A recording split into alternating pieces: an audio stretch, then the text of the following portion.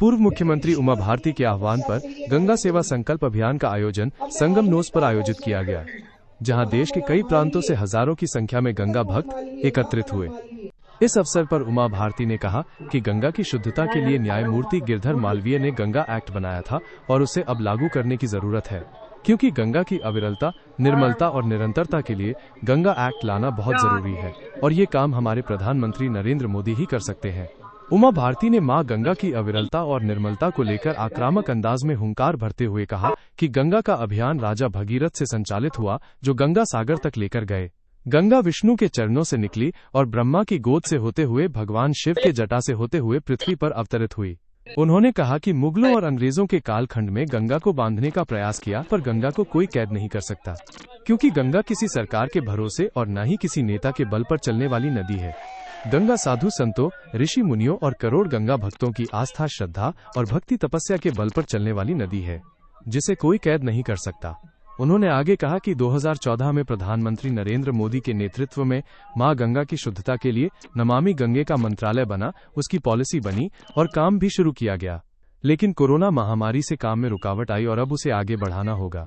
जैसे मोदी जी ने अयोध्या में श्री राम जन्मभूमि पर मंदिर का निर्माण कर दिया और धारा 370 को खत्म कर देश की जनता का विश्वास जीता और अपना वादा पूरा किया, उसी प्रकार प्रधानमंत्री नरेंद्र मोदी मां गंगा जी का काम भी पूरा करेंगे। और जब तक मां गंगा का काम मोदी जी पूरा नहीं करेंगे, तब तक हम उन्हें प्रधानमंत्री के पद से हटने नहीं देंगे। मोदी जी, योगी जी को धन्यवाद अच्छे कुंभ की व्यवस्था की। दूसरी संत समाज की जो यहाँ पधारे, गला खराब हो गया है। तीसरी डुबकी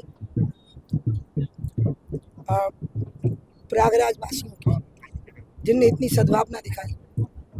चौथी डुबकी विश्व के आए हुए सभी श्रद्धालुओं के लिए, जो इतनी तपस्या करके करोड़ की संख्या में आए।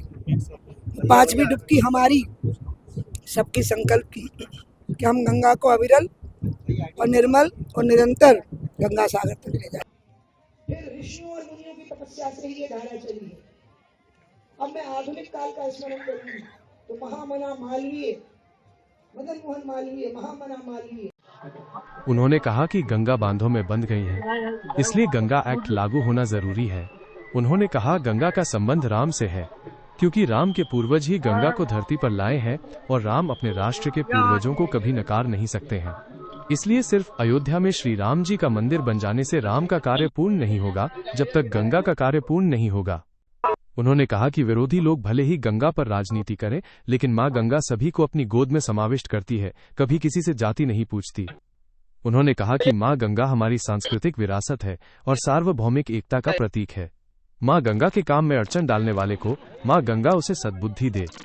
उन्होंने कहा कि पूर्व प्रधानमंत्री मनमोहन सिंह मां गंगा का काम करना चाहते थे, लेकिन राहुल गांधी के आगे उनकी नहीं चली और शांत हो गए। उन्होंने आह्वान किया कि गंगा की अविरलता, निर्मलता और निरंतरता के लिए एकजुट होकर संकल्प लेना होगा, तभी अभियान सफल होगा। कार्यक्रम के उपरांत उमा भारती ने संगम में हजारों श्रद्धालुओं और गंगा भक्तों के साथ 5 डुबकी लगाई।